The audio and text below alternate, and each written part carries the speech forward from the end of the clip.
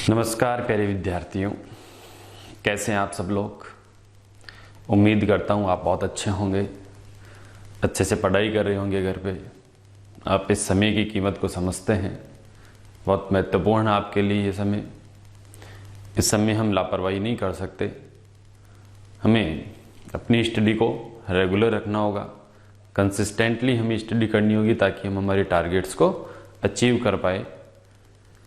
तो उसी क्रम में हम आगे बढ़ता हूँ। हम एक चैप्टर डिस्कस कर रहे थे जिसका नाम था P block elements. P block element में हम अब बात कर रहे थे, काफ़ी कुछ बातें ऑलरेडी हम कर चुके थे। हम बात कर रहे थे अब व्यक्तिगत तत्वों की, जिसको हम डिटेल में डिस्कस करने वाले थे, जिसमें हम नाइट्रोजन और फास्फोरस का डिस्कशन कर चुके हैं। दोस्तों मैं फिर से दोहरा दूं, जब भी हम पी ब्लॉक एलिमेंट्स का डिस्कशन करें तो मैं ये सजेस्ट करूंगा आपको कि आप साथ में एनसीईआरटी बुक लेकर के बैठें और नोट्स को वहीं उस बुक में ही प्रिपेयर कर दें। तो वहाँ पे जो भी चीज़ें उनको अंडरलाइन करते जाएं, देखते जाएं। एक एक लाइन बहुत इंपॉर्टेंट होती है एनसीईआरटी की, तो वो आपको आगे कॉम्पिटिटिव एग्जाम्स में बहुत हेल्प करने वाला है। ठीक है, तो अब हम यहाँ डिस्कशन करने वाले हैं एक नए एलिमेंट ऑक्सीजन की, जिसके बाद हम ओजोन का डिस्कशन करेंगे। तो मैं यहाँ आपको ऑक्सीजन के बारे में कुछ जानकारी देने वाला हूँ। प्रारंभ करता हूँ मैं, आप लोग भी तैयार हो जाइए, करते हैं हम स्टार्ट। सबसे पहले हम डाइऑक्सीजन के लिए method of preparation, dioxygen means O2 gas के बारे में हम बात कर रहे हैं। उसमें भी मेथड ऑफ प्रिपरेशन यानी उसको बनाने की विधियों के बारे में बात चलेगी। जब भी ऑक्सीजन को बनाने की विधियों की बात की जाती है तो हमें इस बात का ध्यान रखना होता है कि इस ऑक्सीजन को बना कहाँ रहे हैं।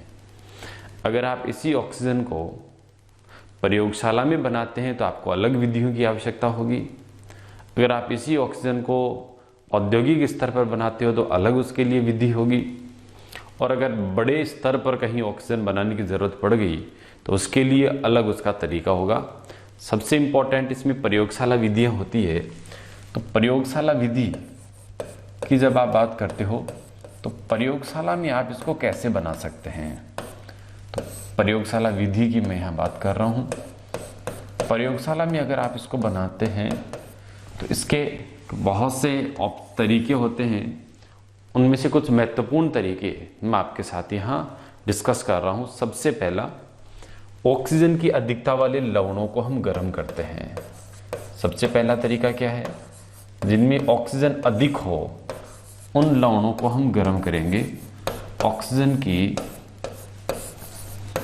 अधिकता वाले लवणों को गर्म करके।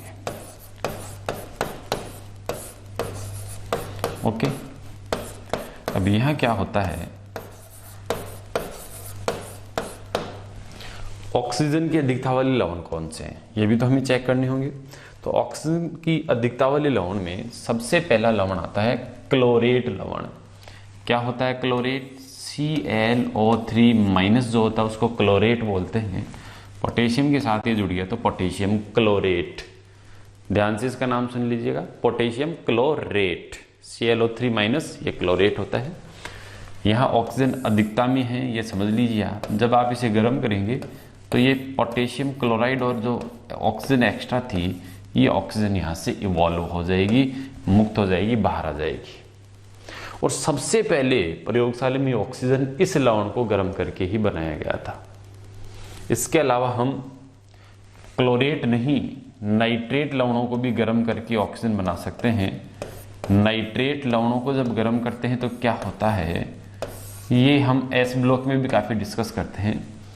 अधिकांश नाइट्रेट लवणों में क्या होगा, अधिकांश नाइट्रेट लवणों को अगर आप गर्म करेंगे तो ये टूट करके अपने ऑक्साइड में कन्वर्ट हो जाएंगे। जैसे लेड नाइट्रेट है तो लेड का ऑक्साइड बन जाएगा, प्लस NO2 गैस बाहर निकलेगी जो भूरे रंग की होगी और अनुचुंबकीय गैस होगी, और साथ में ऑक्सीजन बाहर निकलेगी। दो गैसें बाहर निकलेगी और दोनों गैसों की खास बात है कि दोनों ही अनुचुंबकीय हैं, पैरामैग्नेटिक है, इसलिए ऐसे क्वेश्चन आते हैं। नाइट्रेट लवणों को गर्म करते हैं। अगर यहाँ लेड नहीं, अगर यहाँ मैग्नीशियम नाइट्रेट होता तो MgO बनता, कैल्शियम नाइट्रेट होता तो CaO बनता, लिथियम नाइट्रेट होता तो Li2O। यानी जिस मेटल का वो नाइट्रेट होता है उस मेटल का क्या बन जाता है, उस मेटल का बन जाता है ऑक्साइड, और साथ में 2 गैसें बाहर निकल जाती है। लेकिन अगर यहां पर किसी क्षार धातु का नाइट्रेट ले ले, या आप एस ब्लॉक में पढ़ते हैं, मैं यहाँ रिवाइज करवा रहा हूं ताकि उस रेफरेंस से ये याद रह पाए आपको। अगर यहाँ मैं एस ब्लॉक की धातु ले लेता हूं और एस ब्लॉक में भी लिथियम के अलावा यानी सोडियम का नाइट्रेट, पोटेशियम का, इसमें रुबिडियम का और सीजियम का, अगर ये नाइट्रेट लेते हैं तो उनको गर्म करने पर ये NO2 बाहर नहीं निकलती है। उनको गर्म करने पर, उसका भी मैं एक एग्जांपल आपको दे देता हूं। जैसे सोडियम नाइट्रेट को आप गर्म करोगे तो सोडियम नाइट्रेट गर्म करने पर ये ऑक्साइड में नहीं केवल नाइट्राइट में कन्वर्ट होगा और ऑक्सीजन बाहर निकलेगी, यानी ऑक्सीजन इसमें भी बाहर निकलेगी लेकिन NO2 बाहर नहीं निकलेगी। ये कौन कौन से नाइट्रेट हैं? सिर्फ 4 नाइट्रेट का आप ध्यान रख लीजिए, सोडियम, पोटेशियम, रुबिडियम और सीजियम। तो धातुओं के नाइट्रेट की ये पूरी कहानी आपकी क्लियर होगी। क्लोरेट लवणों को गर्म करके, कौन से लवणों को? क्लोरेट लवणों को गर्म करके, जो आपके एनसीईआरटी में दिया हुआ है इस रिएक्शन को, और ये वो कंपाउंड है जिससे सबसे पहले लेबोरेटरी में ऑक्सीजन को बनाया गया था। क्लोरेट के बाद में दूसरा नंबर किसका आ गया? दूसरा नंबर आ गया नाइट्रेट का। नाइट्रेट लवणों को गर्म करके आप कर सकते हो। तीसरा नंबर आता है आप परमैंगनीट लवण को भी, बड़ा इंपॉर्टेंट है जिसे मैं डी ब्लॉक में ऑलरेडी आपको बता भी चुका हूं। पोटेशियम परमैंगनेट मैंने ले ली। MnO4- ये परमैंगनेट होता है, तो यहां पोटेशियम का परमैंगनेट हमने लिया है, तो परमैंगनेट जो लवण है इनको भी आप गर्म करके बना सकते हो। जब आप इनको गर्म करेंगे इंटरनल रेडॉक्स रिएक्शंस होती है। Mn जो था ये +7 में होता है, ये -2 में होता है ऑक्सीजन, तो इसका कुछ इलेक्ट्रॉन्स Mn ले लेता है, तो ये किस में कन्वर्ट हो जाते हैं? Mn का जो चार्ज है वो कम हो जाएगा, K2MnO4 पोटेशियम मैग्नेट बन जाएगा, जिसमें Mn+7 में नहीं Mn+6 में होगा। इसके अलावा MnO2 भी बनेगा, मैग्नीज डाइऑक्साइड, जहां कुछ Mn+4 में भी आ जाएंगे, और साथ में ऑक्सीजन गैस बाहर निकल जाएगी। तो जब पोटेशियम पर मैग्नेट को गर्म किया जाता है तो ये पोटेशियम मैग्नेट में कन्वर्ट हो जाता है, मैग्नीज डाइऑक्साइड में कन्वर्ट हो जाता है, और थोड़ी बहुत क्या बाहर निकल जाती है? ऑक्सीजन गैस भी यहाँ बाहर निकल जाती है। तो ये प्रयोगशाला में बनाने के लिए ऑक्सीजन की अधिकता वाले लवणों को गर्म करके हम बना सकते हैं। ये हमारी एनसीईआरटी में गिवन है। बाकी नाम ये तीनों गिवन है, तो बाकी की रिएक्शन कैसी है वो मैंने यहाँ लिख दी है आपके सामने। ठीक है, पहला तरीका हुआ प्रयोगशाला में ऑक्सीजन बनाने का। प्रयोगशाला में ऑक्सीजन और कैसे आप बना सकते हो, उसके लिए तरीका नंबर 2, बड़ा अच्छा और बड़ा महत्वपूर्ण तरीका ये जो प्रयोगशाला में बनाने का है वो ये है कि इसमें आप ऑक्सीजन की अधिकता वाले लवणों को गर्म करके तो बनाया था, अब हम क्या करेंगे, कुछ ऑक्साइड लेंगे। क्या लेने वाले हैं? ऑक्साइड। और ऐसे ऑक्साइड लेंगे जिनमें या तो वो ऑक्साइड कम स्थायी है, ऐसा ऑक्साइड लेंगे जो क्या होता हो? कम स्थायी होता है। कम स्थायी कौन से ऑक्साइड होते हैं? कम स्थायी होते हैं जो बहुत कम क्रिया करने वाली धातुएं ऑक्साइड बनाती है। जैसे चांदी बहुत कम क्रिया करती है, उसका जो ऑक्साइड है वो कम स्थायी है। मरकरी जो है वो बहुत कम क्रिया करती है, तो उनके जो ऑक्साइड हैं वो कम स्थायी होते हैं। तो कुछ धातुएं जो कम क्रियाशील होती है उनके जो ऑक्साइड होते हैं वो कम स्थायी है। ये कौन से हैं? निम्न क्रियाशील धातु के ऑक्साइड। क्या लिख देंगे हम यहाँ? निम्न क्रियाशील धातु के ऑक्साइड। निम्न क्रियाशील धातु ऑक्साइड। तो जो कम क्रिया करने वाली धातु है उसके जो ऑक्साइड हैं उन ऑक्साइडों में स्टेबिलिटी तो कम होती है। स्टेबिलिटी कम होती है तो क्या होगा? ये गर्म करने पर अपनी ऑक्सीजन को मुक्त कर देंगे। या फिर दूसरा, कुछ ऐसे ऑक्साइड, कुछ ऐसे तत्व हैं जो एक से ज्यादा ऑक्साइड बनाते हैं। जैसे लेड की बात करो, लेड जो होता है वो PbO भी बनाता है और PbO2 भी बनाता है। ठीक है, अब PbO में लेड में +2 होता है और इसमें +4 होता है। तो अगर कोई भी धातु या कोई भी तत्व एक से ज्यादा ऑक्साइड बना रहा हो तो वो कम प्लस वाला जो ऑक्सीडेशन स्टेट है उसमें जो ऑक्साइड बनाता है उस ऑक्साइड को बोलते हैं निम्नतर ऑक्साइड, क्योंकि ये लोअर ऑक्सीडेशन स्टेट में बनता है। क्या बोल देते हैं इसको? निम्नतर ऑक्साइड। और कुछ ऐसे ऑक्साइड होंगे जो उस धातु की उच्च ऑक्सीकरण अवस्था में बनेंगे। उच्च ऑक्सीकरण अवस्था में बनेंगे उनको कहेंगे हम उच्चतर ऑक्साइड। कौन से ऑक्साइड बोलेंगे उनको हम उच्चतर ऑक्साइड बोलेंगे। तो ये निम्नतर ऑक्साइड और उच्चतर ऑक्साइड की बीमारी होती है, ये आपके पकड़ में आ गई होगी। एक ही तत्व एक से ज्यादा ऑक्साइड बनाता हो तो कम धनात्मक में जो ऑक्साइड बन रहा है उसका लोअर ऑक्साइड कहलाता है, जो हायर ऑक्सीडेशन स्टेट में बन रहा है, जो ज्यादा वाले में बन रहा है उसको हम उच्चतर ऑक्साइड कहते हैं। तो हम क्या करेंगे, इनमें से इस लोअर को नहीं लेंगे, कौन सा लेंगे हम? जो उच्चतर ऑक्साइड हैं उन उच्चतर ऑक्साइड में जो प्लस होता है, ज्यादा प्लस होता है, तो ये क्या है, टूटकर ऑक्सीजन दे देते हैं उच्चतर ऑक्साइडों से। तो ये क्या करना, हमें गर्म करके ऑक्सीजन बनानी है। किससे? या तो उच्चतर ऑक्साइडों से या कम क्रियाशील धातु ऑक्साइडों से।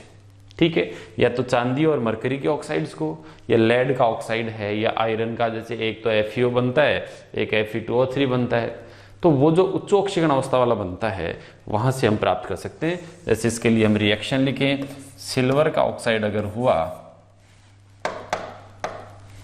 सिल्वर का ऑक्साइड हुआ तो कोई ज्यादा कुछ करने की जरूरत नहीं है, इतनी महत्वपूर्ण रिएक्शंस भी नहीं है या इतनी टफ रिएक्शन भी नहीं है कि आप नहीं कर पाओ, बिल्कुल इजी काम है।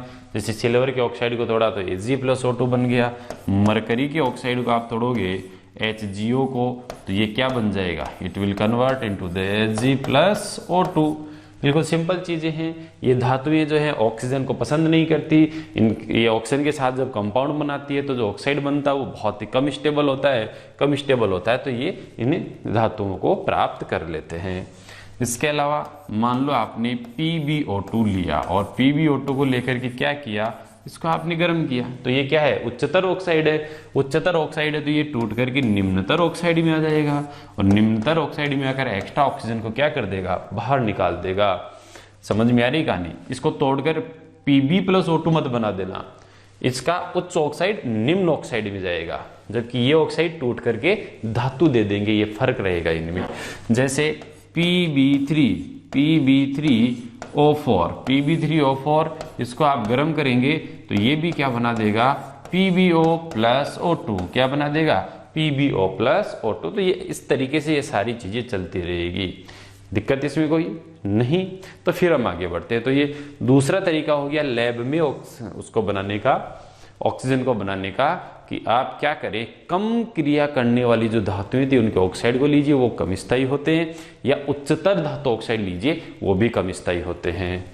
इसके बाद तीसरा जो तरीका है वो है कि अगर हम H2O2, क्योंकि हाइड्रोजन का जो परऑक्साइड होता है वो भी अत्यधिक स्थायी होता है, तो इस हाइड्रोजन की परऑक्साइड को, अगर हम हाइड्रोजन परऑक्साइड को थोड़ा सा गर्म करते हैं तो गर्म करने पर ये टूट जाएगा और टूट कर ये क्या बना देगा, टूट करके ये H2O+O2 बना देगा। तो H2O2 को गर्म करके भी हम ये प्राप्त कर सकते हैं। समझ में आ गई कहानी? अब इस अभिक्रिया को कुछ पदार्थ उत्प्रेरित करते हैं। हम 11th में जो टॉपिक पढ़ते थे, 11th का एक टॉपिक था हाइड्रोजन, 11th NCERT का टॉपिक हाइड्रोजन है, वहाँ इस बात को हम डिटेल में पढ़ते भी हैं। क्या पढ़ते हैं कि H2O2 अत्यधिक स्थायी है, ये टूटकर ऑक्सीजन देता है और कुछ पदार्थ इसके टूटने को प्रेरित करते हैं। वो कौन कौन से पदार्थ है वो आप यहाँ डाल दीजिए। तो अगर आपने यहाँ धातु को डाल दिया है तो धातु यहाँ किसकी तरह काम करेगा, धातु यहाँ उत्प्रेरक का काम करने वाला है। या फिर आपने यहाँ मैग्नीज लवण Mn+2 जो साल्ट है, ये लवण अगर इसमें डाल दिया है, ये Mn+2 आयन इसमें डाल दिया है, तो ये Mn+2 इसके लिए क्या करने वाला है, Mn+2 इसके लिए उत्प्रेरक का काम करने वाला है। तो ये कैटलिस्ट के फॉर्म में डालोगे तो रिएक्शन थोड़ी और फास्ट हो जाएगी। ये विधियां जो 3 मैंने बताई है, ये लैब में ऑक्सीजन बनाने की विधि है। ठीक है, अगर हम इसे लैब में नहीं बनाना चाहते, अगर आप इसे व्यापक स्तर पर यानी बड़े स्केल पर बनाना चाहते हो, अगर इसे बृहद स्तर पर व्यापक स्तर पर बनाना चाहते हो, व्यापक स्तर पर ऑक्सीजन बनाने के लिए हम क्या करते हैं, बिल्कुल सिंपल जो सबसे आसानी से उपलब्ध ऑक्सीजन वाला मटेरियल है वो लेते हैं और वो है वाटर। वाटर में ऑक्सीजन होती है, इजीली उसको हम बाहर निकाल सकते हैं, इसमें ज़्यादा कॉस्ट भी नहीं आएगी। तो करते क्या है इसके लिए, इसके लिए हमें क्या करना होता है, इसके लिए हम एक बीकर लेते हैं। क्या लेंगे हम इसके लिए एक बीकर लेंगे, ठीक है। ये जो बीकर हम लेंगे, इस बीकर के अंदर क्या भर लिया जाएगा, इस बीकर के अंदर जल को भर लेंगे हम, ठीक है। और बीकर में जब जल भरेंगे हम, सपोज ये वाटर है, इसके अंदर फिल कर लिया हमने, और वाटर को फिल करके इसमें इलेक्ट्रोड लगा देंगे। इसका हमें क्या करना है, इसका हमें इलेक्ट्रोलाइसिस करना है। तो इसके लिए हम इलेक्ट्रोड लगा देते हैं। यहां पर एक इलेक्ट्रोड लगा दिया मैंने,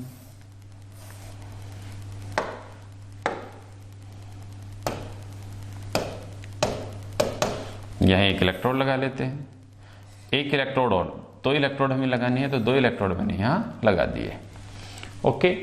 और इन दोनों इलेक्ट्रोडों को ले जाकर के हम किससे कनेक्ट कर देंगे, इन दोनों इलेक्ट्रोडों को वायर के थ्रू ले जाकर के बैटरी से कनेक्ट कर देंगे। और बैटरी से जब आप इसे कनेक्ट करेंगे तो एक को इसके पॉजिटिव पोल से और दूसरे को इसके नेगेटिव पोल से ऐसे हमें कनेक्ट करना होगा। ये दूसरा नेगेटिव पोल होगा, तो यहाँ पॉजिटिव चार्ज आ जाएगा, इसके ऊपर कौन सा चार्ज आ जाएगा, नेगेटिव चार्ज आ जाएगा। तो हम कर क्या रहे हैं, हम कर रहे हैं जल का विद्युत अपघटन। शुद्ध जल का क्या कर रहे हैं हम, यहाँ शुद्ध जल का विद्युत अपघटन कर रहे हैं। विद्युत के द्वारा अपघटन, विद्युत से जल को तोड़ रहे हैं।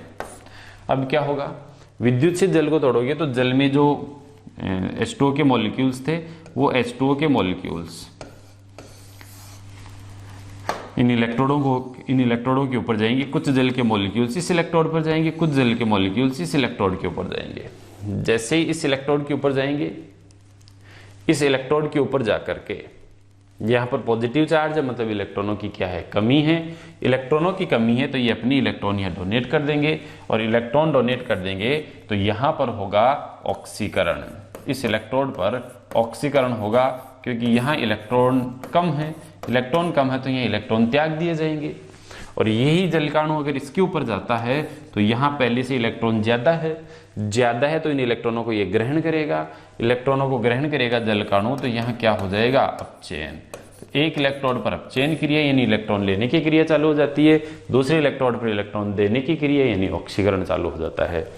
जहां अपचयन चालू हो जाता है उस इलेक्ट्रोड को हम क्या कह देते हैं, ऐसा इलेक्ट्रोड जहां अपचयन यानी रिडक्शन होता है उसे कैथोड कहा जाता है।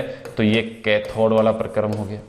और जिस इलेक्ट्रोड पर ऑक्सीकरण होता है उसे क्या कहा जाता है, उसे एनोड कहा जाता है। अब एनोड पर क्या करेगा, ये अपनी इलेक्ट्रॉन निकालेगा। अब जल में इलेक्ट्रॉन निकालेगा कौन, H निकालेगा या O निकालेगा। आपको पता है H2O में H पर तो प्लस होता है, O पर क्या होता है माइनस, तो जिसके पास इलेक्ट्रॉन होंगे वही तो निकालेगा। तो इलेक्ट्रॉन निकालेगा O, और अगर ऑक्सीजन यहाँ इलेक्ट्रॉन निकालेगा तो यहाँ पर आपको ऑक्सीजन के -2 में से 2 इलेक्ट्रॉन निकल जाएंगे तो 0 पर आ जाएगा, और आपको O2 गैस मिलने वाली है। तो एनोड पर कौन सी गैस मिलेगी, O2, क्योंकि जल यहाँ पर क्या होगा, ऑक्सीकृत होगा, जल का ऑक्सीकरण होगा। और कैथोड पर क्या होता है, अपचयन लेने का काम। लेगा कौन, जिसके पास कम होंगे इलेक्ट्रॉन। तो जल के अणु में इलेक्ट्रॉन किसके पास कम है, H के पास कम है। तो H प्लस इलेक्ट्रॉनों को ग्रहण करके कौन सी गैस बना देगा, ये H2 गैस बना देगा। तो व्यापक स्तर पर यहाँ ऑक्सीजन जो गैस है, उस ऑक्सीजन गैस का निर्माण किया जाता है जल के विद्युत अपघटन से, जिसमें जल का अणु एनोड के ऊपर जाता है और एनोड पर जाकर ऑक्सीकृत हो जाता है, और ऑक्सीकरण से कौन सी गैस दे देता है, O2 गैस दे देता है। इसमें साथ में ये भी ध्यान रखिए कि O2 नहीं, H2 गैस भी यहाँ मिलती रहती है, लेकिन ये H2 गैस कहाँ मिलती रहती है हमें, ये हमें कैथोड पर मिलती रहती है। और हमें पता है जलकाणु टूटेगा तो अगर एक H2 बनेगी तो यहाँ आधी ऑक्सीजन ही बन पाएगी, क्योंकि एक जल में केवल आधी ऑक्सीजन है। इसलिए यहाँ जो H2 और यहाँ ऑक्सीजन जो मिलती है उसके आयतन में 2:1 का अनुपात होता है। जितनी ऑक्सीजन मिलती है उसकी डबल यहाँ क्या मिल जाती है, डबल यहाँ हाइड्रोजन मिल जाती है, क्योंकि एक अणु में डबल होती है H। ओके, O से डबल होती है।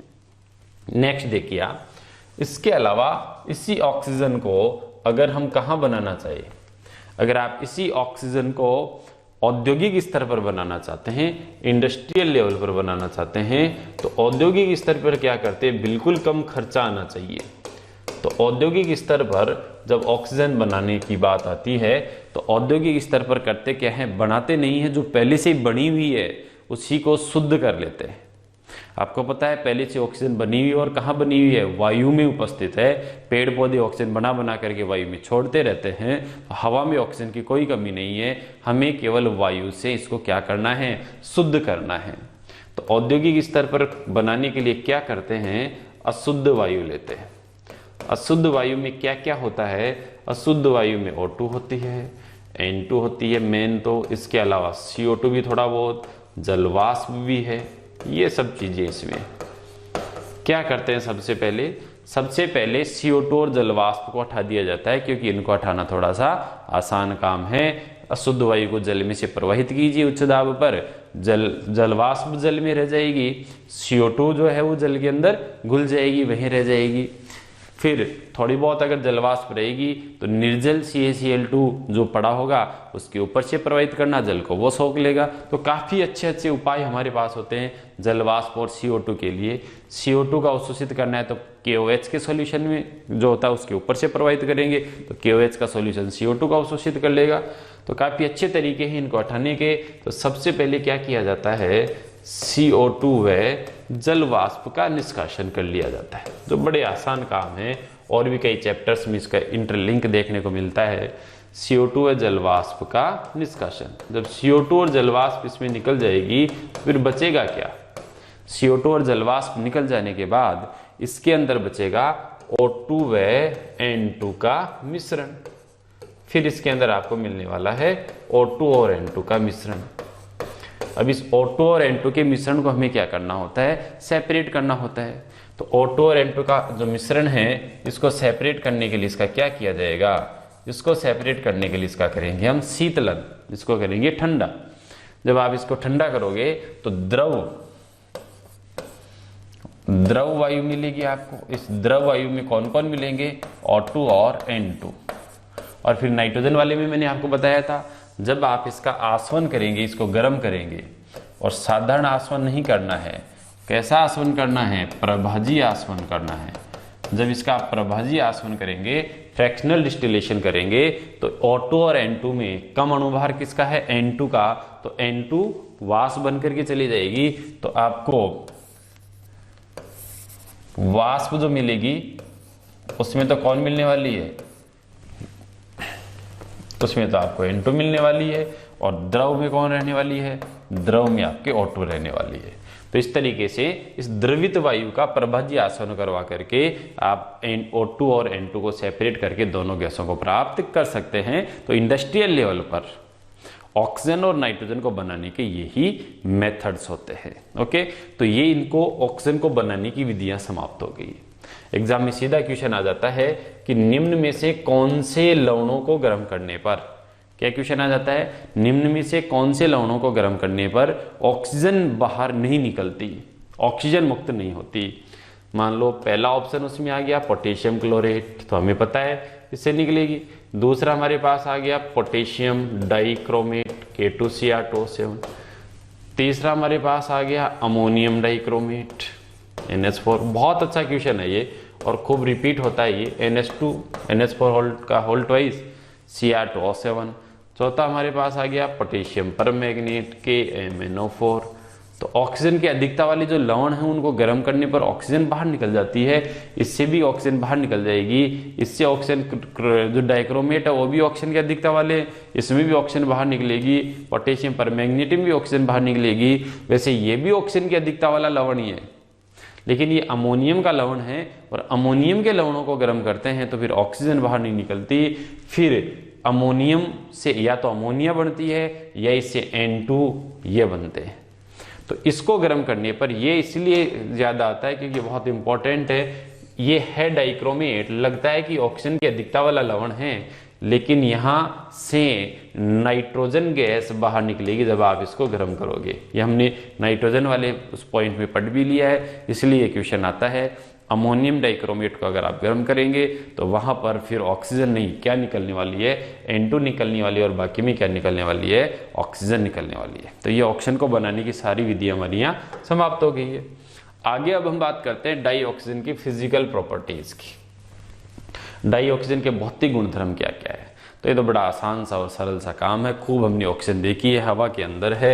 एक दो इंपॉर्टेंट बातें हम कर लेते हैं। बताइए ऑक्सीजन का कोई रंग होगा क्या, ये रंगहीन है।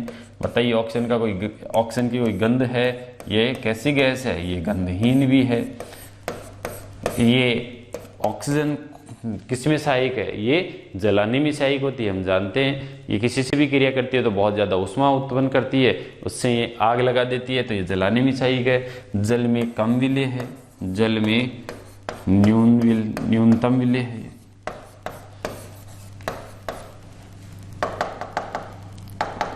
जल में अल्प विलेय लिख सकते हैं, बहुत ही कम है। लगभग 3 ml ऑक्सीजन घुलती है 100 ml जल में, लेकिन ये जो थोड़ी सी घुलती है ये भी पर्याप्त है, सफिशिएंट है जलीय जीव जंतुओं के जीवन के लिए। जल में भी जो जीव जंतु रहते हैं वो ये जो थोड़ी बहुत घुलती है इसी को काम में लेते रहते हैं, ठीक है। इसके अलावा ऑक्सीजन के 3 समस्थानिक मुख्य रूप से आपको देखने को मिलते हैं। ऑक्सीजन 3 समस्थानिक स्टेबल समस्थानिक किसके होते हैं, एक 16, एक 17 और एक 18। इसके ये 3 समस्थानिक भी पाए जाते हैं। ये इसकी कौन सी प्रॉपर्टीज हो गई, ये इसकी फिजिकल प्रॉपर्टीज हो गई जिसमें कोई ज्यादा दम नहीं है। हम आगे बढ़ते हैं, अब हम इसके केमिकल प्रॉपर्टीज यानी रासायनिक गुणों की बात करते हैं। तो देखिए ऑक्सीजन को आप किसी भी तत्व के साथ क्रिया करवाइए, ये लगभग सभी तत्वों के साथ क्रिया कर लेता है। और कोई भी तत्व जब ऑक्सीजन के साथ क्रिया करता है तो फिर द्विअंगी यौगिक बनता है, क्योंकि द्विअंगी का मतलब हो गया जिसमें केवल 2 ही प्रकार के तत्व हो। इस यौगिक में या तो तत्व होगा या फिर कौन होगा, ऑक्सीजन। कोई भी तत्व सभी तत्वों से ऑक्सीजन क्रिया करके द्विअंगी यौगिक बनाता है, और ये जो द्विअंगी यौगिक बनते हैं इन द्विअंगी यौगिकों को ऑक्साइड कहते हैं। तो अगर एग्जाम में आता है व्हाट इज द ऑक्साइड, तो oxides are binary compounds of oxygen. Oxygen और कोई भी तत्व जब क्रिया करके द्विअंगी यौगिक बाइनरी कंपाउंड बनाता है तो उसे हम ऑक्साइड कहते हैं। ऑक्साइड में 2 ही प्रकार के तत्व होने चाहिए, अच्छे से सुन लेना आप। लेकिन कुछ तत्व ऐसे हैं, सभी तत्व ऑक्सीजन से क्रिया नहीं कर पाते, कुछ तत्व ऐसे हैं जो ऑक्सीजन से क्रिया नहीं कर पाते। वो कौन कौन से तत्व है जो बिल्कुल भी क्रियाशील नहीं होते, तो इसमें अक्रिय गैस। अक्रिय गैस कभी भी ऑक्सीजन से डायरेक्ट क्रिया नहीं कर पाती है। समझ में आ गई कहानी क्यों नहीं कर पाती है, तो समझ में भी आ रहा होगा आपके। अक्रिय गैस है, क्रियाशील है, ये किसी से क्रिया नहीं करती है। उसके अलावा धातुओं में प्लेटिनम धातु और गोल्ड धातु आप जानते हो, ये बहुत कम क्रियाशील धातुएं होती है, ये भी किसी से क्रिया नहीं करती, इन्हें हम अक्रिय या उत्कृष्ट धातु बोलते हैं। तो ये वो धातुएं हैं जो O2 के साथ क्रिया नहीं, ये कभी भी O2 से क्रिया नहीं करेगी। तो ये सीधा क्वेश्चन आ जाता है, कौन सा पदार्थ कौन सा तत्व, इनमें से जो तत्व हैं वो ऑक्सीजन से क्रिया नहीं करते। तो ये आपको पता चल गया, अक्रिय गैसें और प्लेटिनम और गोल्ड। बाकी सभी तत्व इस ऑक्सीजन से क्रिया करके क्या बना लेते हैं, ऑक्साइड बना लेते हैं। यहां से एक इंपॉर्टेंट बात निकल करके आती है, ये जो ऑक्साइड है इस ऑक्साइड की प्रकृति भिन्न भिन्न प्रकार की होती है। या उससे पहले भी आप देखिए, ये ऑक्साइड 2 टाइप के हो सकते हैं। एक ऑक्साइड होते हैं सरल और एक ऑक्साइड होते हैं मिश्रित। सरल ऑक्साइड का मतलब उसमें केवल एक सिंपल ऑक्साइड होगा, मिश्रित का मतलब उसमें एक से ज्यादा ऑक्साइडों का मिश्रण होगा। जैसे अगर लोहे ने ऑक्सीजन से क्रिया की और FeO बना लिया, सरल है, Fe2O3 बना लिया, ये बिल्कुल सिंपल ऑक्साइड है। यहाँ +2 में आयरन है, या आयरन +3 में, ये तो सिंपल ऑक्साइड हो गए, CO2 N2 जो भी है। लेकिन अगर ये दोनों मिलकर के फिर कोई ऑक्साइड बना ले, जैसे FeO और Fe2O3 अगर मिल गए तो क्या बन जाएगा, Fe3O4 बन जाएगा। और Fe3O4 में एक होता है FeO और एक होता है Fe2O3। तो ये जो ऑक्साइड है ये 2 ऑक्साइडों की मिलने से बना हुआ है, तो इसे मिश्रित ऑक्साइड कह देंगे। जैसे Pb3O4 ये भी एक मिश्रित ऑक्साइड है। इसमें भी दो ऑक्साइड होते हैं। इसमें एक ऑक्साइड होता है PbO और दूसरा ऑक्साइड जो होता है वो क्या होता है, वो होता है PbO2। जब दोनों को मिलाओगे आप तो ये बन जाएगा, लेकिन दोनों को मिलाने से अभी तो ये बन नहीं रहा। वो इसलिए नहीं बन रहा क्योंकि इसके दो अणु होते हैं और इसका केवल कितना अणु होता है, इसका केवल एक अणु होता है। तो टोटल कितने Pb हो गए, 3, और O कितने हो गए, 4 हो गए। तो कई बार सीधा क्वेश्चन आ जाता है Fe3O4 में आयरन की ऑक्सीडेशन स्टेट क्या है। तो आयरन की ऑक्सीडेशन स्टेट +2 है +3 दोनों है। Pb3O4 में Pb की ऑक्सीडेशन स्टेट क्या है, Pb की +2 भी है और +4 भी है। तो ऐसे हमें इनका क्या रखना होता है, ध्यान रखना होता है। ऑक्साइड्स को हम सिंपल और मिक्स्ड में कैसे कन्वर्ट करते हैं पता चल गया होगा आपको।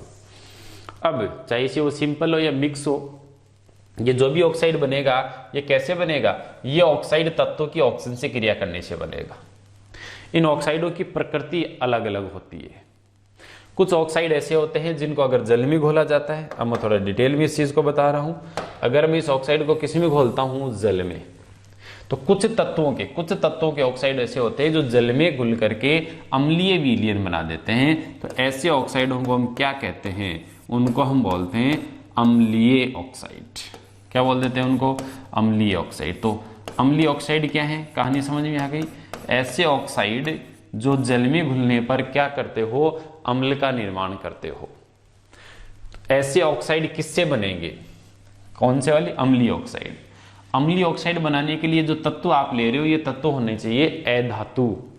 अम्लीय जो ऑक्साइड होते हैं, थोड़ा डिटेल में बात करें हम, अम्लीय ऑक्साइड अधातु ऑक्साइड होते हैं। याद रहेगी ये बात। अधातु के जो भी ऑक्साइड होते हैं वो सारे अम्लीय होते हैं। सल्फर का ऑक्साइड, क्लोरीन का, फास्फोरस का, कार्बन का, नाइट्रोजन का, ये जितने भी हैं उन सब के ऑक्साइड क्या होते हैं, अम्लीय, अधातु के ऑक्साइड। कोई शक इसके अंदर नहीं होना चाहिए आपको, एक सीधा क्वेश्चन यहां से जरूर आता है। प्लस धातु के ऑक्साइड अम्लीय नहीं होते, लेकिन धातु अगर बहुत ज्यादा प्लस में उच्च धनात्मक ऑक्सीकरण अवस्था में ऑक्साइड बनाएगी तो वो अम्लीय हो जाएगा। तो यहां धातुओं के उच्चतर ऑक्साइड, कुछ धातुओं के उच्चतर ऑक्साइड, उच्चतर आप क्या होते हैं ये मैंने आपको पहले ही बता दिया है। उच्चतर का मतलब होता है उच्च ऑक्सीकरण अवस्था में ऑक्साइड बनाना। तो धातुओं के जो उच्चतर ऑक्साइड होते हैं, सभी धातुओं के नहीं, कुछ के ही, कौन से मैं अभी यहां लिख देता हूं, आप उनको याद कर लीजिए, सीधा क्वेश्चन इसका आ जाता है। अधातुओं के तो सारे ऑक्साइड, और धातुओं के उच्चतर ऑक्साइड केवल कौन कौन, जैसे मैग्नीज अपने उच्चतम ऑक्सीकरण अवस्था में ऑक्साइड बनाती है Mn2O7, ये प्रबल अम्लीय ऑक्साइड है। यहाँ Mn+7 में है। ऐसे क्रोमियम अपनी उच्चतम ऑक्सीकरण अवस्था में जो यौगिक बनाती है CrO3, इसमें +6 में होती है, तो ये भी अम्लीय ऑक्साइड हो जाएगा। वेनेडियम V2O5 में वेनेडियम पर +5 है। ये 3 ऐसे ऑक्साइड हैं जो एसिडिक हैं, इन 3 को आप देख लीजिएगा। इसलिए इंपॉर्टेंट है क्योंकि ये धातु के ऑक्साइड होकर के भी अम्लीय हैं।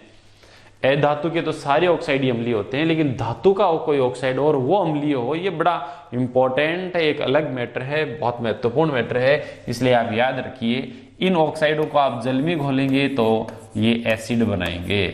जैसे Mn2O7 को आप जल में घोल दीजिए, ये परमैग्निक एसिड HMnO4 ये बना देगा किसी भी ऑक्साइड को। अगर धातु का ऑक्साइड जैसे CO2 है, CO2 को मैं जल में घोल दूंगा तो ये क्या बना देगा, H2CO3। समझ में आ गई कहानी। अगर मैं किसी भी फास्फोरस के ऑक्साइड को पानी में घोलता हूं, P2O5, ये अधातु का ऑक्साइड है, इसको अगर जल में घोल देंगे तो ये क्या करेगा, अपना एसिड बना देगा H3PO4। तो ऑक्साइड्स अम्लीय कौन से हैं, वह ऑक्साइड जो जल में घुलकर अम्लीय विलयन बनाता है वो अम्लीय ऑक्साइड है। और अम्लीय ऑक्साइड कौन से होते हैं, अम्लीय ऑक्साइड होते हैं अधातु के ऑक्साइड या फिर धातुओं के उच्चतर ऑक्साइड। ठीक है। अब कुछ तत्व ऑक्सीजन से क्रिया करके जो ऑक्साइड बनाते हैं वो अम्लीय हो जाते हैं। कुछ ऑक्साइड इसी ऑक्सीजन से क्रिया करके जो ऑक्साइड बनाते हैं वो कैसे हो जाते हैं, वो क्षारीय हो जाते हैं। तो कुछ ऑक्साइड क्षारीय भी होते हैं। क्षारीय कौन से होते हैं, क्षारीय ऑक्साइड वो होते हैं जो जल में घुल करके किसका निर्माण करते हो, जो जल में घुल करके क्षार का निर्माण करते हो। और क्षारीय ऑक्साइड वो होंगे जो आयनिक होंगे। एक चीज और ध्यान रखना, अम्लीय ऑक्साइड वो होते हैं जो सहसंयोजी हो, और सहसंयोजी अधातुओं के होते हैं, ये आपको पता है। जितना ज्यादा सहसंयोजी होगा उतना ज्यादा अम्लीय होगा। इस बात को आप अच्छे से समझ लेना। जितना ज्यादा सहसंयोजी, लिख लीजिएगा इस बात को, अम्लीय गुणधर्म समानुपाती होते हैं सहसंयोजी गुणों के। जितनी ज्यादा उस ऑक्साइड में सहसंयोजी गुण होंगे उतना ज्यादा वो अम्लीय होगा। और क्षारीय होने के लिए कैसे गुण होना जरूरी है? क्षारीय होने के लिए आयनिक गुण होना जरूरी है।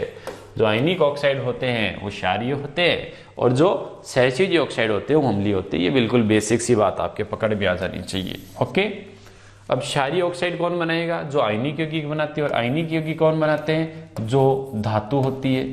तो यह हम कह सकते हैं कि जो धातुओं के ऑक्साइड होंगे, ऑक्साइड्स ऑफ मेटल, वो सब किस प्रकृति के होंगे? धातुओं के ऑक्साइड क्षारीय प्रकृति के होंगे। जैसे एग्जाम्पल देखते हैं, सोडियम का ऑक्साइड आप लीजिए, क्षारीय होगा। मैग्नीशियम का ऑक्साइड लीजिए, क्षारीय होगा। अगर आप आयरन का ऑक्साइड लेंगे, क्षारीय होगा। क्यों होगा? ये इसलिए होगा क्योंकि इन ऑक्साइडों को अगर आप जल में घोल देंगे, जैसे मैं Na2O को जल में घोल देता हूं, अगर आप इन ऑक्साइडों को जल में घोल देंगे तो जल में घुल करके ये किसका निर्माण कर लेते हैं? जल में घुल करके ये क्षार का निर्माण कर लेते हैं। इसलिए ये क्या है? ये क्षारीय ऑक्साइड है। ध्यान रखिएगा, कुछ तत्व ऑक्सीजन से क्रिया करके जो ऑक्साइड बनाते हैं वो अम्लीय होते हैं। कुछ ऑक्साइड ऑक्सीजन से क्रिया करके जो ऑक्साइड बनाते हैं वो कैसे होते हैं? क्षारीय। एक सीधा क्वेश्चन इनमें आ जाता है। इसके अलावा कुछ ऑक्साइड ऐसे होते हैं जो नम्लीय होते हैं और नहीं क्षारीय होते हैं। और जो नम्लीय है और नहीं क्षारीय है, ऐसे ऑक्साइडों को कहा जाएगा उदासीन ऑक्साइड। कैसे ऑक्साइड होंगे वो? उदासीन, जिनमें न कोई अम्लीय गुण होता है और नहीं कोई क्षारीय गुण होता है, उन्हें हम उदासीन ऑक्साइड बोलते हैं। ये जल में घुल करके न कोई अम्ल का निर्माण करते हैं और न ही किसी क्षार का निर्माण करते हैं। अब ये जो उदासीन ऑक्साइड है ये कौन कौन से हैं? ये सीधा प्रश्न आ सकता है, याद करना होगा। मेनली सिर्फ 3 ऑक्साइड ऐसे हैं जो उदासीन है। कौन कौन से? 2 तो है नाइट्रोजन के, N2O और NO, nitrous oxide, nitric oxide. और एक ऑक्साइड है कार्बन का, CO, carbon monoxide. Carbon monoxide भी कैसा ऑक्साइड होता है? कार्बन मोनोऑक्साइड भी एक उदासीन ऑक्साइड होता है। ये याद रखिए आप। तो ये याद रह जाएगी ये चीजें। कुछ ऑक्साइड अम्लीय, कुछ क्षारीय, कुछ पानी में घुलकर उसको अम्ल बना देते हैं सॉल्यूशन को, कुछ पानी में घुलकर उसको क्षारीय बना देते हैं, कुछ पानी में घुलकर उसको कुछ नहीं बनाते। उनमें न अम्लीय गुण होता है और नहीं क्षारीय गुण होता है। लेकिन कुछ ऑक्साइड ऐसे होते हैं जो अम्ल और क्षार दोनों के गुण रखते हैं, और जो अम्ल और क्षार दोनों के गुण रखते होंगे उन ऑक्साइडों को हम कौन से ऑक्साइड बोलते हैं? उनको हम उभयधर्मी ऑक्साइड बोलते हैं। कौन से ऑक्साइड बोलेंगे? उनको हम उभयधर्मी ऑक्साइड बोलेंगे। समझ में आएगी कहानी? ये जो उभयधर्मी ऑक्साइड होते हैं ये बड़े महत्वपूर्ण स्पेशल हैं। कौन कौन से? अगर हम एस ब्लॉक की बात करेंगे तो एस ब्लॉक में बेरिलियम ऑक्साइड। कौन सा एस ब्लॉक में? Beryllium oxide. मैं पीरियोडिक टेबल में लोकेशन के हिसाब से आपको याद करवा देता हूं, ठीक है? ये ले रहे हैं मामला, यहां जो बेरिलियम था, सॉरी यहां मैग्नीशियम, यहां जो बेरिलियम हमारे पास था ये बेरिलियम का ऑक्साइड। ओके, डी ब्लॉक में आप बात कीजिए, डी ब्लॉक में जो 3D में यहां आता है कौन सा ऑक्साइड? Zinc oxide. ओके, इसके अलावा मैग्नीज और क्रोमियम, यहां पर 2 ऑक्साइड होते हैं, 2 तत्व होते हैं, मैग्नीज और क्रोमियम। तो इनमें क्रोमियम के सारे ऑक्साइड नहीं है। क्रोमियम बहुत सारे ऑक्साइड बनाता है, उसमें वो ऑक्साइड जिसमें क्रोमियम +3 में है, Cr2O3। और मैग्नीज बनाता है MnO2, मैग्नीज का +4 में और क्रोमियम का +3 में। ये उभयधर्मी होते हैं। तो एस ब्लॉक में कौन हो गया? केवल बेरिलियम का। डी ब्लॉक में ये 3 हो गए। कौन कौन से हो गए? क्रोमियम का, अब क्रोमियम के बहुत सारे, उनमें से केवल Cr2O3, मैग्नीज के बहुत सारे, उनमें से केवल MnO2, और एक इसका हो गया जिंक का। फिर डी ब्लॉक में आप इसमें सॉरी पी ब्लॉक में आ जाइए। पी ब्लॉक में यहां पर हमारे पास जो है वो है एल्यूमिनियम। तो 13वें वर्ग में एल्यूमिनियम का ऑक्साइड, ये तो कम से कम आप याद रखें। और फिर 14वें वर्ग में यहां जो लेड और टिन के ऑक्साइड है वो दोनों। तो लेड और टिन में Sn का ऑक्साइड Sn और SnO2 दोनों, और लेड का PbO और PbO2 ये दोनों। तो ये तो आपको याद रहनी ही चाहिए, ये सीधे क्वेश्चन आते हैं। कहाँ कहाँ? S ब्लॉक का 1, D ब्लॉक के 3, ओके, और P ब्लॉक के ये 3। किसका? एल्यूमिनियम का, टिन का और लेड का 13वें वर्ग में, और 2 किस्में हैं 14वें वर्ग में। इनमें अम्लीय और क्षारीय दोनों गुण होते हैं। मैं Al2O3 को लेकर के आपको बता देता हूं क्योंकि इसके रिएक्शन आपके एनसीईआरटी में भी गिवन है।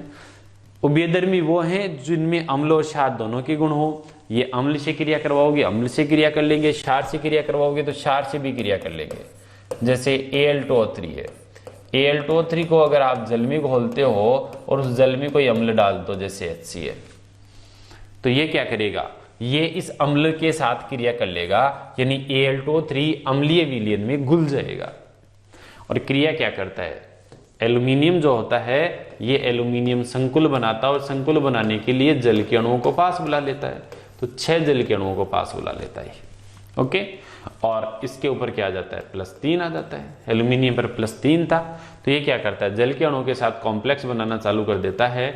और इस तरीके से एक एल्यूमिनियम को 6 जल के अणु चाहिए, तो 2 को कितने चाहिए? 12 चाहिए अपने को। 2 यहाँ ले रहे हैं तो 2 को कितने चाहिए? 2 को 12 चाहिए होंगे। तो 12 में से 9 तो ये रह गए और 3 इसके बन जाएंगे। 6 तो 3 बन जाएंगे, 3 ऑक्सीजन इसको यहाँ मिल ही जाएगी, तो ये कॉम्प्लेक्स बना लेगा। तो ये एक तो धनाइन हो जाएगा और 6 उसमें क्या आ जाएंगे? ऋणाइन। तो ये एक आयनिक कंपाउंड बन जाएगा जिसमें एल्यूमिनियम कॉम्प्लेक्स कैटाइन बनाएगा। तो यहां क्या होना है? एल्यूमिनियम जल के अणुओं के साथ मिलकर के संकुल बना लेगा और संकुल बना करके पानी में घुल जाएगा। यानी हम कह सकते हैं कि ये उभयधर्मी ऑक्साइड था जो अम्ल के साथ क्रिया करके घुल गया। और ये तो अम्ल नहीं, क्षार से भी क्रिया करता है, यही तो इंपॉर्टेंट है। अगर आप इसको क्षारीय विलयन में डाल देंगे, किस में डाल दोगे? क्षारीय में डाल दोगे, तो ये क्षार के साथ भी क्रिया करेगा और घुल जाएगा। कैसे घुल जाएगा वो देखिए। इस बार ये एल्यूमिनियम जल के साथ नहीं, OH के साथ दोस्ती करेगा, क्योंकि यहाँ लिगेंड अब OH होंगे। जल से पहले OH अच्छे लिगेंड होते हैं, OH-, तो ये OH के साथ कॉम्प्लेक्स बना लेगा और यहाँ आएगा -3। क्यों आएगा -3? -3 इसलिए आएगा क्योंकि एल्यूमिनियम पर +3 था, OH पर -1 था, तो टोटल 6 पर 6 माइनस हो गया, तो अंदर -3 एक्स्ट्रा बच गया। अब यहाँ 2 एल्यूमिनियम थे तो 2 एल्यूमिनियम को चाहिए, एक एल्यूमिनियम को 6 OH चाहिए, तो 2 को 12 चाहिए। कितने चाहिए? 2 को। 2 को यहाँ पर 12 किसकी जरूरत पड़ेगी? OH की जरूरत पड़ेगी। 12 में से 6 तो ये दे देगा 6 तो ये, और 3 यहाँ से ले लेंगे हम। 3 जो है वो 6 OH बना लेंगे, 3 ऑक्सीजन यहाँ और जोड़ दो, तो ये एक कॉम्प्लेक्स बन जाएगा और इस कॉम्प्लेक्स के बनने से ये पानी में घुल जाएगा। अब ये तो ऋणाइन बन गया, इस ऋणाइन के साथ क्या रह जाएंगे? ये धनाइन रह जाएंगे। ये 2 तो ये बन जाएंगे और 6Na+ एक्वस उसके अंदर रहेंगे। तो कुल मिलाकर के हम ये कह सकते हैं कि एल्यूमिना जो है वो न केवल अम्ल में घुलता है जबकि क्षार में घुल जाता है। और ये क्वेश्चन आता है निम्न में से कौन सा पदार्थ अम्ल व क्षार दोनों में घुलनशील है? ये रिएक्शंस भी आ सकती है डायरेक्टली, ये भी देख लीजिए आप। और कौन से पदार्थ जो अम्ल और क्षार दोनों में घुलते हैं? तो जो उभयधर्मी होते हैं वो अम्ल और क्षार दोनों में घुल जाते हैं। तो ऑक्साइड क्या होते हैं? ऑक्साइड कितने प्रकार के होते हैं? ये पूरा मैंने आपको यहाँ डिटेल से बता दिया है। इसमें आप मेरे हिसाब से आपको कोई दिक्कत रहनी नहीं चाहिए। अब मैं थोड़ा सा और बता देता हूँ। इसमें ऑक्सीजन न केवल तत्वों से क्रिया करता है बल्कि यौगिकों से भी क्रिया कर लेता है, जैसा कि हम धातु क्रम में भर्जन में देखते हैं। जो सल्फाइड अयस्क होते हैं वो ऑक्सीजन से क्रिया करके क्या बना लेते हैं? वो ऑक्साइड अयस्क बना लेते हैं। कौन से अयस्क बना लेते हैं? ऑक्साइड बना लेते हैं। तो यहाँ अगर किसी के साथ भी ऑक्सीजन तो क्या है, जलाने वाली गैस है, ऑक्सीकरण कर देती है, तो सल्फाइडों का ऑक्सीकरण कर देगी। अगर हमने इसकी रिएक्शन किसी भी कार्बनिक यौगिक के साथ की तो कार्बनिक यौगिक का ऑक्सीकरण करके CO2 और H2O बना देंगे। समझ में आ गई? करनी बिल्कुल आसान सा काम है। अब इसकी 2 बहुत इंपॉर्टेंट रिएक्शन है वो आप समझ लीजिए, उसके लिए मैं ये चीजें करवा रहा हूँ। सबसे पहला, अगर सल्फर डाइऑक्साइड जो आपने किस में देखा है? संपर्क प्रक्रम में देखा है। सल्फर डाइऑक्साइड के साथ आपने इसकी क्रिया करवाई तो ये सल्फर ट्राइऑक्साइड बनेगा। और ये एक उत्क्रमणीय अभिक्रिया होती है। जिस अभिक्रिया को करवाने के लिए हमें किसकी जरूरत पड़ती है? उत्प्रेरक, जिसके लिए हम V2O5 यूज ले सकते हैं। अगर V2O5 आपने यूज लिया तो इसे कौन सा प्रक्रम कर देते हैं? संपर्क प्रक्रम कह देते हैं। कौन सा प्रक्रम था ये संपर्क प्रक्रम था। तो यहाँ जो कैटालाइसिस रिएक्शंस हैं वो तो याद रखिए, उसमें उत्प्रेरक भी याद रखिए।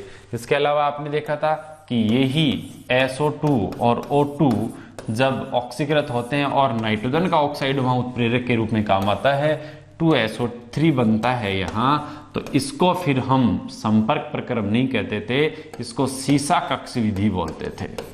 कौन सी विधि बोलते थे? ये सीसा कक्ष विधि होती थी। याद आ रहा है थोड़ा बहुत? ये सीसा कक्ष विधि थी। इसके अलावा आपने उत्प्रेरकीय ऑक्सीकरण में देखा, अगर हम अमोनिया का ऑक्सीकरण करते हैं, किसका ऑक्सीकरण करते हैं? अमोनिया का, तो अमोनिया ऑक्सीकृत होकर के क्या बना लेती है? NO+H2O। और ये आपने देखा था कौन से प्रक्रम में? ऑस्टवाल्ड में। ऑस्टवाल्ड प्रक्रम में अमोनिया का उत्प्रेरकीय ऑक्सीकरण किया जाता है। तो ये ऑस्टवाल्ड प्रक्रम है जिसमें उत्प्रेरक के रूप में हम प्लेटिनम काम लेते हैं। तो ये उत्प्रेरक या फिर इसका नाम ये पूछा जाता है। इसके अलावा एक और इम्पोर्टेंट, HCl का ऑक्सीकरण हम करवाएं तो अगर आप CuCl2 उत्प्रेरक लेते हैं तो HCl का ऑक्सीकरण हो जाता है, Cl तो Cl2 में बदल जाती है ऑक्सीकृत होकर के और वाटर बन जाता है। ये Cl2 बनाने की विधि है और इसे हम डीकेन प्रक्रम कहते हैं। कौन सा प्रक्रम बोलते हैं? डीकेन प्रक्रम बोलते हैं। तो ये कुछ यौगिकों के ऑक्सीकरण थे जिन्हें हम मुख्यतः कुछ औद्योगिक प्रक्रियाओं में काम में भी लेते हैं, तो इनके कुछ स्पेशल नाम होते हैं, तो इस नाम से रिएक्शंस आ सकती है। तो इस लेक्चर में हमने डिटेल डिस्कशन किसकी की है? ऑक्सीजन की है। उम्मीद करता हूँ आपको बहुत अच्छे से ये चीज़ें समझ में आ रही होगी और आप NCERT से इन चीज़ों को लाइन टू लाइन क्या कर रहे होंगे? टैली भी कर रहे होंगे। नेक्स्ट लेक्चर में हम बात करने वाले हैं ओजोन के बारे में। Thanks a lot for watching this video.